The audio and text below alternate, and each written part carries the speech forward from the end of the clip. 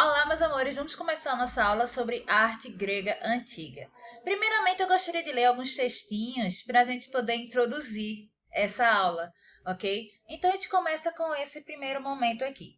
Enquanto a arte egípcia era uma arte ligada ao espírito, né, ao mundo espiritual, ao mundo dos mortos, a arte grega liga-se à inteligência, pois seus reis não eram deuses, eram seres humanos comuns, mas eram seres inteligentes e justos, que se dedicavam ao bem-estar do povo.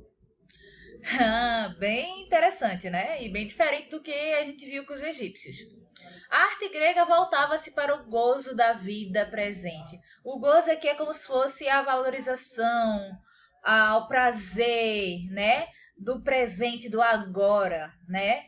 E como eles vão basicamente se relacionar com essa ideia do humano, a arte grega se considerava livre, pois valorizava o homem como tudo, como sendo o ser mais importante do universo.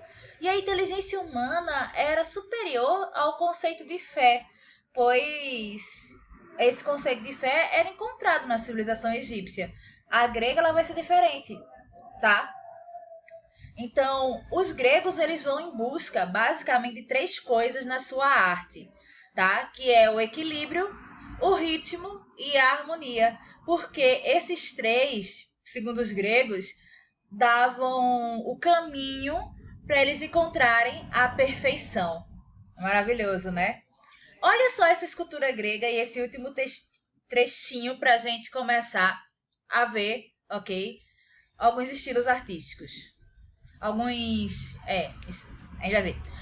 As características da arte grega é a beleza, ok? Que a beleza é superior das coisas, a superioridade do homem. A razão e a democracia eram muito importantes também. Sendo que vale salientar que essa democracia grega é diferente da nossa democracia de hoje. Porque os gregos, eles não aceitavam que as mulheres participassem da parte política da cidade, das polis. Então, é uma democracia formada por homens. Então, aqui ao lado a gente vê uma escultura do Poseidon, que é uma divindade grega, certo? Porém, a humanização desse divino, né?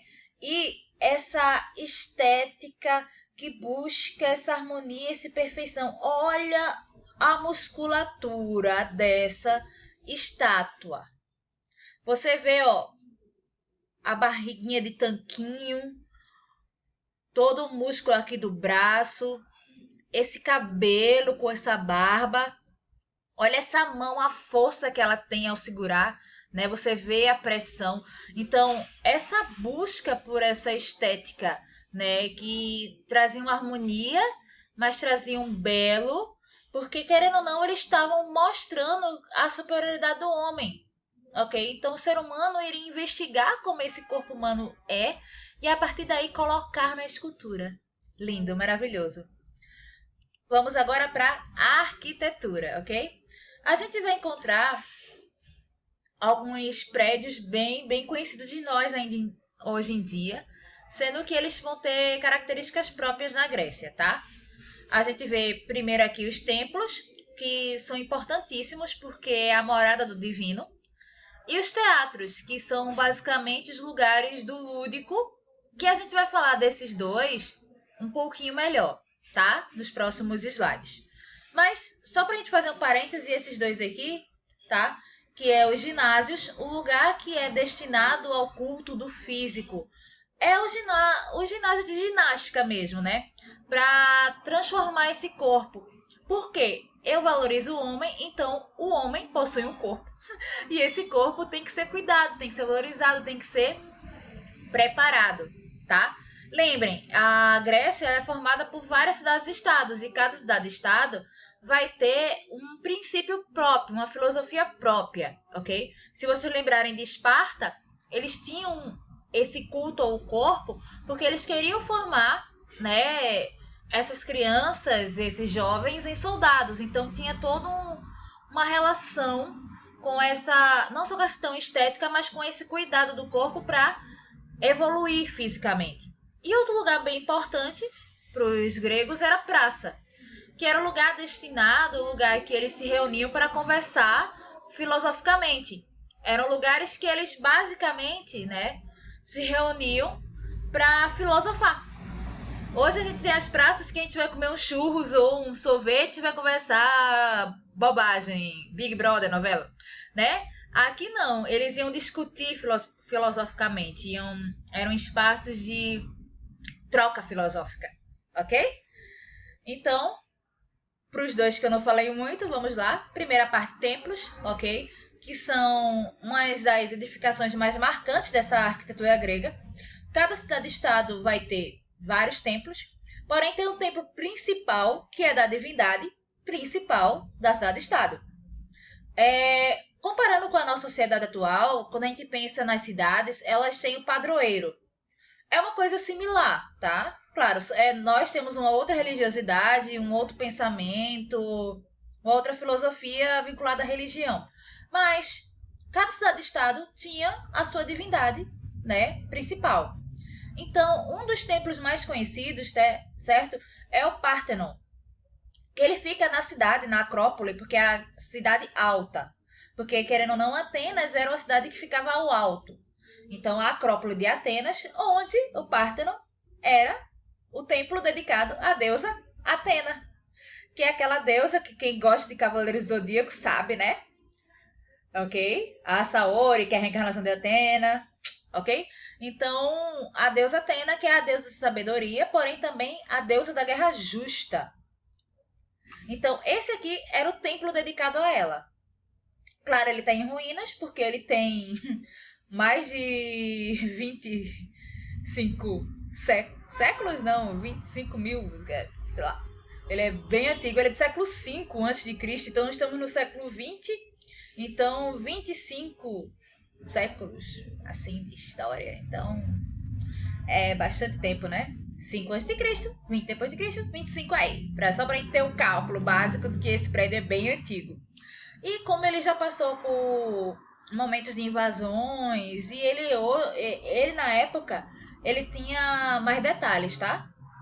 Inclusive tinha uma parte de esculturas aqui na frente. E a estátua aqui do templo, que existia dentro desse templo, que esses templos eram basicamente criados para guardar essas estátuas, é bem parecida com aquela dos Cavaleiros do Zodíaco, tá? Falando do teatro, o teatro ele surge, tá, como festas em homenagem a esse deus aqui, tá? É um deus que se chama Dionísio, que é o deus do vinho, da festa e do teatro, ok? Que essas festas eram chamadas festas dionisíacas. E iniciando essas festas, com o amadurecimento da sociedade, né, vão surgir o que a gente chama dos festivais de teatro, ok? E esses festivais de teatro vão ter dramaturgos que vão escrever peças, comédias e tragédias, e essas peças vão ser apresentadas em estruturas, que é a parte que a gente tem que falar aqui, né, a parte arquitetônica, gigantescas, que eram colocadas em encostas de montanha, para dar uma acústica muito mais eficiente, tá? Então, os festivais de teatro, ok? Aqui a gente vê algumas imagens que são referências à parte da Grécia. Uma máscara, tá?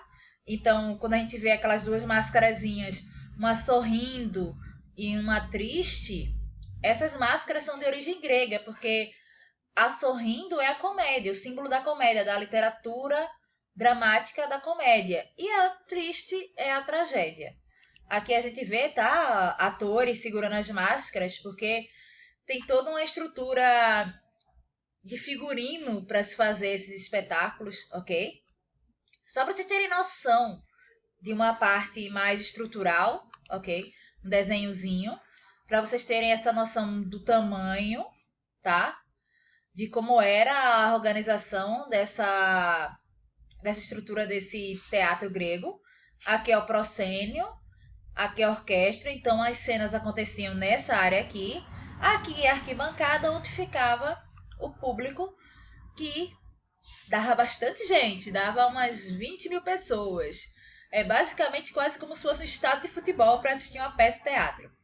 E uma coisa interessante, como eles eram feitos em encostas de montanha, você até hoje, quem for viajar para a Grécia, bota aí, avisa, tá? E diz e confirma que isso é real. Você aqui no centro, você falando com um tom de voz audível, tá?